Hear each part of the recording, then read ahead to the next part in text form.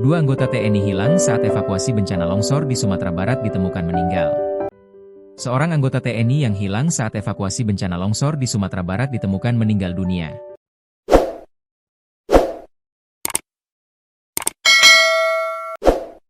Jenazah anggota TNI yang baru saja ditemukan tim SAR gabungan adalah Prada Zeni Marpaung. Prada Zeni Marpaung merupakan anggota TNI dari Subdenpom 25 Padang. Prada Zeni Marpaung adalah satu dari 3 anggota TNI yang dinyatakan hilang seusai terseret material longsor susulan.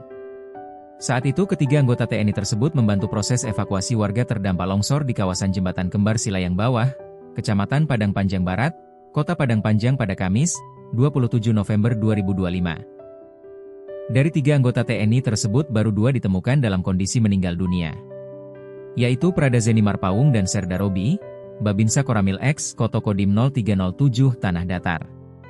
Jenazah almarhum Prada Marpaung ditemukan di wilayah Kayu Tanam, Kabupaten Padang Pariaman, Provinsi Sumatera Barat pada Jumat, 28 November 2025, sekitar pukul 14.05 waktu Indonesia Barat. Sedangkan jenazah Babinsa Koramil X, Koto Kodim 0307 Tanah Datar yakni Serda Robi telah lebih dulu ditemukan tim SAR. Tim SAR sampai saat ini masih mencari satu anggota Subdenpom 25 Padang lainnya yakni Pelda Yudi Gusnadi yang juga dinyatakan hilang terhempas longsor susulan di lokasi yang sama.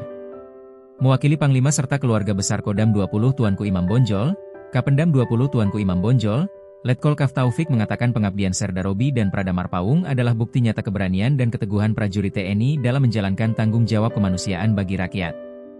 Ia juga menyampaikan belasungkawa sekaligus apresiasi terhadap dedikasi para prajurit tersebut.